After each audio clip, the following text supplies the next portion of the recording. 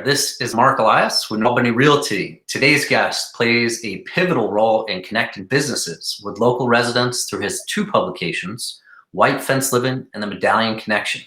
After nearly a decade playing and coaching college baseball, he's become a franchisee of the successful and well-known N2 Publishing, turning neighborhoods into communities. Today, I'm pleased to announce and welcome Aaron Hutchison to the program. Hey, Aaron. Hey, thanks for having me. Yeah, man. Yeah, man. So tell me, you look like you're in a serious commercial facility. I know you have a number of businesses, so we'll get to where you are now because you've already disclosed that to me. First and foremost, N2 Publishing.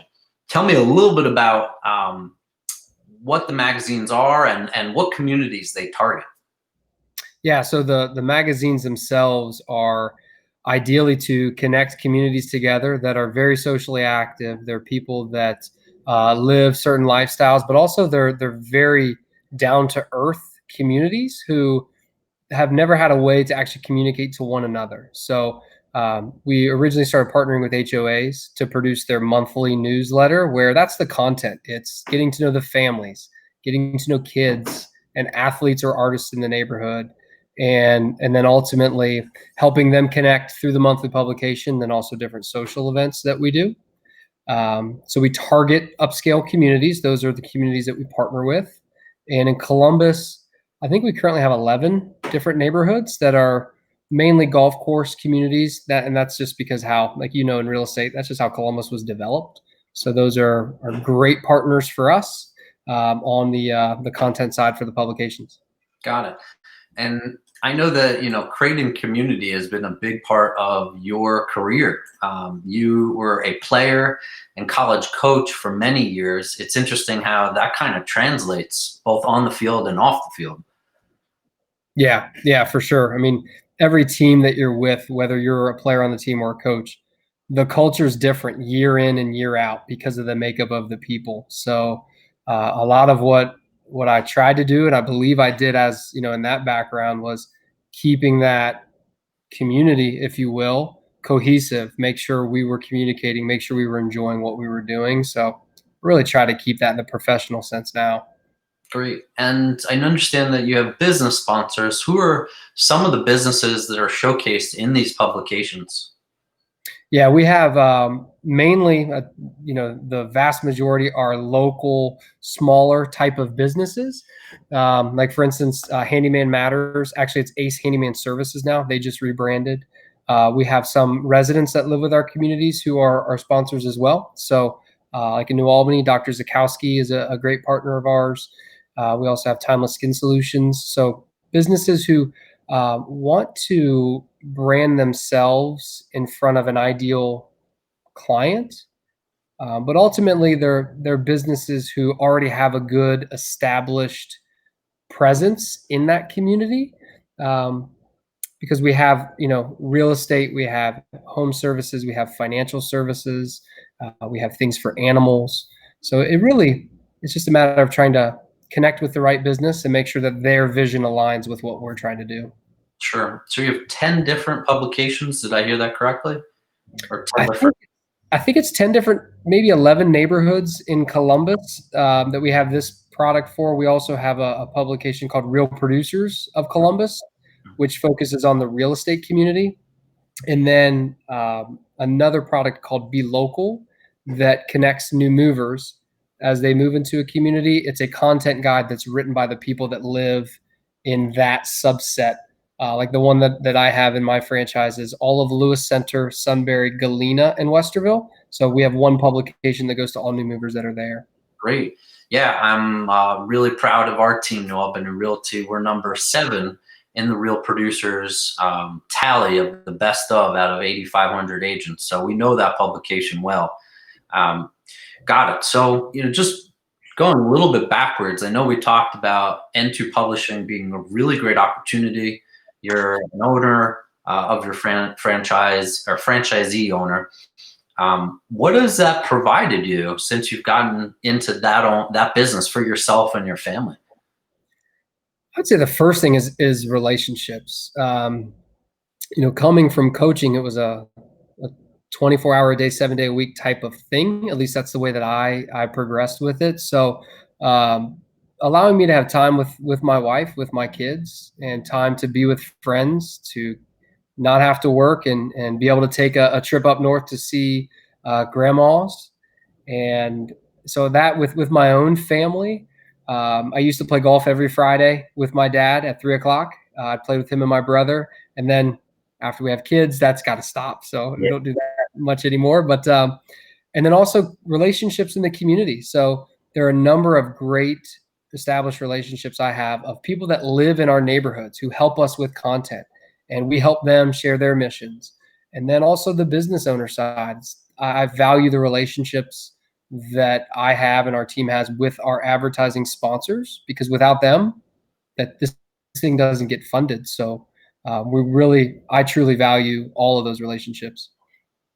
And you said you have two small kids, right? 3 and 1.5.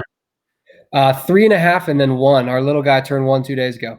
Oh, wow. Okay. So you got your hands full. I can appreciate that. Sure. Yeah, man. So in addition to being an owner and franchisee of N2 Publishing, I understand that you also have what sounds like a bit of a side hustle. Tell me about that. Yeah, so I started a distributorship called Mattress by Appointment about 5 months ago, where I buy everything directly from the manufacturer, and then we sell at wholesale prices. So it's much cheaper than a traditional retail store. And yeah, it's as busy as any businesses right now. And actually, I mean, unfortunately, the way businesses slowed down, mattresses are very essential. We sell beds to people virtually every day who just moved and maybe don't have anything to sleep on. So it's a good way to provide a great quality product at much less than 50% off from what a retail store would charge. Yeah. Where do they find you? Mainly referrals or social media. Naturally, the magazines that I run, I certainly advertise there and support those. Uh, and then, Facebook ads or our marketplace. And then we also do some grassroots things too that are a little more just referral type driven. But, a lot of it's local community based. Why don't you plug the mattress business now so people can find you on Facebook or what have you? Yeah, so if you go to Facebook, it's Mattress by Appointment of Gahanna, so located on Taylor Station Road, not too far from Mount Carmel East Hospital. And then Google, trying to change that name is like trying to move a ship across a creek sometimes. So it's Mattress by Appointment of Columbus on Google. So we're working to get the names meshed together. Got it. Okay. So N2 Publishing, helping businesses, connecting, turning neighborhoods into communities. Clearly, that is about relationships, creating community. It's interesting how mattresses are about giving people rest. If their well-being is good, then they can feel a part of the community. One thing that's interesting that you shared with me about that I wanted to explore a little bit more was inside the mind of a pitcher. What is unique about a pitcher in particular? Because I know you have a lot of experience as a pitching coach. Yeah, so I was a catcher by trade, and in college I spent time in virtually every pitching meeting there was because I wanted to know the ins and outs of the processes we were doing. And really what I learned when I got into that and just working through with pitchers one-on-one is that some of them have a lot of personalities, and getting inside their mind, I even say this, and sorry to those out there, but lefties, they sometimes have multiple personalities. Uh, they think a different way. They're each unique in how they want you to set up, or the way that they want the ball rubbed up, or how they want signs called. It's each one. It's like a freshly custom made meal that you have to change every time a new pitcher comes in. So I always love that challenge. It's interesting. Do you think that that's related to them just having control of the ball almost every moment of the game versus, say, an outfielder that doesn't have the liberty or power of having that many requests? I think so. And they know that there's, in the college game, they know how much rides on every decision that they make. And I even had some in college when I was catching they would tell me, "Hey, man, it's your job to tell me what to throw. I'm just going to throw it." I'm like, all right, if we can work on that, let's do it. So it did give them ownership, but if a pitch got hit, it was always my fault somehow. Sure, sure. And what's an example of maybe some of the oddities, requests, preferences that college pitchers may have? Oh, everything from here's how I want the clay to be on the mound for a starter. He wanted the certain things to land softer, or he wanted the clay built up in the back, or how late you set up after you give a sign, getting into a position, how fast you moved. Those were all different quirks that each guy had. But what I noticed too, there are some pitchers who they would tip their hat a little bit to the side every time they pitched. 99% of the time it was on straight, and they just move it a little. So I always picked up on those things too. That's interesting. Now, do you watch baseball? Do you still follow it, watch TV, go to games? I go to a few games a year. My brothers and I, we have a tradition. We go to the Yankees Indians game when they come to Cleveland. My younger brother and I are Yankee fans. My older brother's an Indians fan. My wife's an Indians fan. I don't sit down and watch 9 innings. I would say that's probably the only time I do it all year long. Now I more pop in for an inning or two. Um, but I think with this layover, the delay in the game that's happening right now, I think I'll probably watch more games this year. Yeah, sure. I mean, especially having young kids, it's not easy to be sitting through a full game. Um, one of the things he had also said to me is that to some degree, as a catcher in college baseball, you had to be like what did you say to me? It was something like being hostage, rescue, like Like a hostage negotiator. hostage negotiator. That's interesting. So you'd be in games, you'd have a pitcher who's bugging out. Clearly, it's maybe a full count or bases loaded, what have you, and you have to talk them off the ledge. Um, Yeah. what does it say about you that you were able to do that? I mean, that goes to the multiple personality thing. Every guy was different. So some guys you had to go out there and get them to relax right away. Some guys need you to come out there and like be the strength coach and pump him up and get him mad. Mhm. But ultimately, most times those are tense situations. So you needed to de-escalate him quickly because he was going to stay in the game, and we needed him to execute right now. So I had about 30 seconds to be able to calm him down, get him back on my side, relax, and then let's go execute this next pitch. Yeah. That actually reminds me of a lot about real estate. I am in situations very often where I have a short period of time to get across a message, set expectations, and relax high emotions. There's a lot of money on the table. Sure. And my ability to be calm, to be clear, but also to be a really good listener. I think that's a lot about that situation of talking someone off the ledge. Do you have to use those skills anywhere in your life currently, between business or personal? Oh, personal. Every time we feed a meal to a 3.5-year-old. Bedtime. You only get one story tonight, buddy. No, I want two. Oh, here we go. Oh, yeah.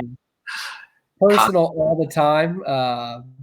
Where are we going to eat tonight? I don't care. Those are the worst words a husband can hear, because then he's got to throw out 7 options. Mhm. And then in business, certainly. We're working with emotional decisions. We deal with humans on both businesses I have. But ultimately, it's trying to help whoever get to their end goal. How can we help them execute whatever plan they were laying out to get to the ultimate goal that they were achieving? So setting up the expectations the right way, and then keeping things on track, so that way at the end of it, we both did exactly what we said that we were going to do. What's the size of the circulation of these magazines? Each one's different. Mine in Medallion's 550 or so, and then New Albany, being a larger community, the country club there is about 1,400 to 1,450 homes. Got it. Okay. So you have a lot of people that the businesses have a reach to that they can target. And are you accepting sponsors, business sponsors of, appropriate business sponsors of any particular industry? We are. There are some that we don't accept, and that's based on just different types of way the community might look at it. But we primarily work, and we are accepting for home-based services or home renovation, things that deal with and around the home. Financial services, we do have a couple spots left there. Real estate's one that's a little trickier because we have a lot of realtors who've been with us for a long period of time, and we don't want to flood any one category. And then pet services, honestly, those are a great one. That I know we're looking for a couple good ones because people spend more money on their pets than their kids sometimes. They do. And as a former canine behavior trainer, that was a Right. business. I know more than anything about how people treat their pets. It's like a child, they spend on their children first. I always say to people when they say, "How did you go from dog training to houses?" It's pretty simple. What are the most important things in your life? Your spouse, your kids, your dog, your house. Right. Yeah. Um, Listen, I really appreciate the chance to get together, learn a little bit about N2. Just to plug your two businesses again. First, if people want to get in touch with you to learn about becoming a business sponsor and investing in an advertisement, Best way to go is actually to reach out to me personally. And right now, with the conditions that we're all dealing with, I'm doing a lot of Zoom type meetings. So my number, 614-348-9787. That's the best way to get a hold of me. Email is my first name dot last name at n2pub.com. say that again, the full email address, just so people who may be watching this have a moment to actually write it down. Yep. So my first name, Aaron.Hutchison at n2pub.com. So N is in Nancy, the number two, and then pub.com. Okay, great. So that's the to publishing side, and then you have a mattress business. If people are looking to replace their mattress, sounds like this is a good discount opportunity. You're in Gahanna, and they can find you through Google and Facebook. Again, what is the name of that business? Yep, mattress by appointment, and that's how we operate. Everything is appointment driven, so that way everybody stays safe. We don't cross paths with different customers. Phone number there, 614-427-1599. So a call or a text there is the easiest way to get a hold of me. Facebook is Mattress by Appointment of Gahanna. That's the best resource for all the contact information. Awesome. Aaron, I appreciate you. It's good to chat. I know that we have a lot of kind of mutual connections. I see from Facebook, people in the community, vendors. You can also check out Aaron. He, through his, I believe it's your own personal Facebook, have many videos that you've been also producing. Is that correct? Okay, Yep. great. Great. Aaron Hutchison, good spending time with you. Hang tight for a moment. I'm going to close the broadcast. All right. Thanks, Mark.